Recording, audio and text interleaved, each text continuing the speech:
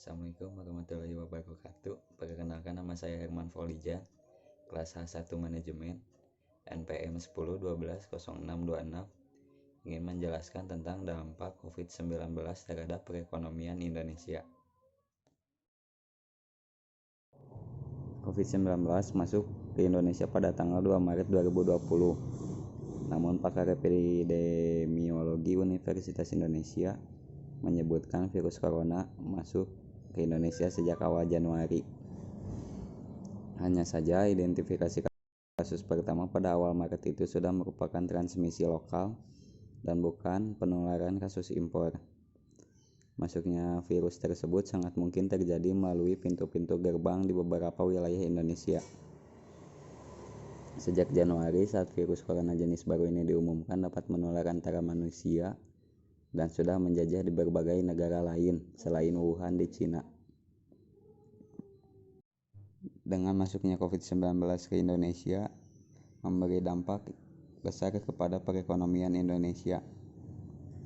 Berikut ini akan saya jelaskan dampak-dampak COVID-19 terhadap perekonomian Indonesia.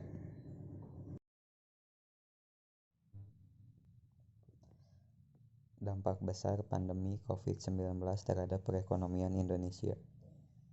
Menurut Suryo Utomo, saat memperingati Hari Pajak 2020 yang bertema Bangkit Bersama Pajak dengan semangat gotong royong, gejolak ekonomi yang diakibatkan oleh pandemi COVID-19 ini menghantam Indonesia bagaikan sebuah bencana sempurna yang setidaknya memberi 3 dampak besar bagi perekonomian. Suryo menyebutkan dampak pertama adalah membuat konsumsi rumah tangga atau daya beli yang merupakan penopang 60% terhadap ekonomi jatuh cukup dalam. Hal ini dibuktikan dengan data dari BPS yang mencatatkan bahwa konsumsi rumah tangga turun dari 5,02% pada kuartal 1 2019 ke 2,84% pada kuartal 1 tahun ini.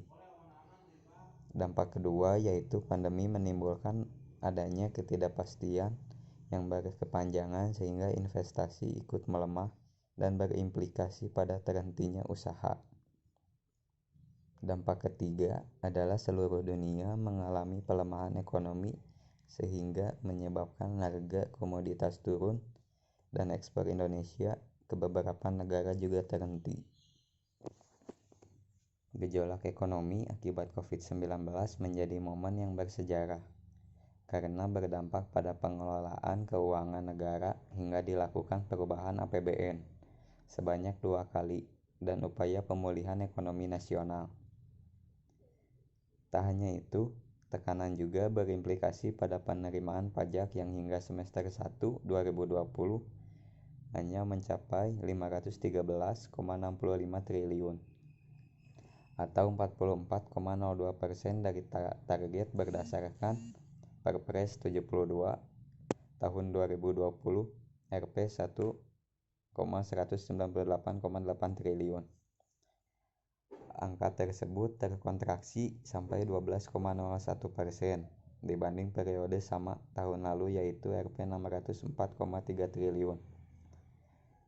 Menurut Suryo, pelemahan usaha dan perlambatan pertumbuhan ekonomi pada triwulan 2 2020 ini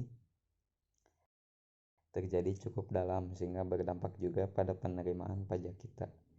Di sisi lain, Suryo optimis pemulihan ekonomi akan mulai terjadi pada triwulan 3 dan 4, yakni salah satunya melalui peningkatan sinergi antara pemerintah dan para wajib pajak yang patuh membayar pajak. Kita tentunya berharap bahwa pertumbuhan ekonomi di Indonesia dapat kembali positif pada triwulan 3 dan selanjutnya.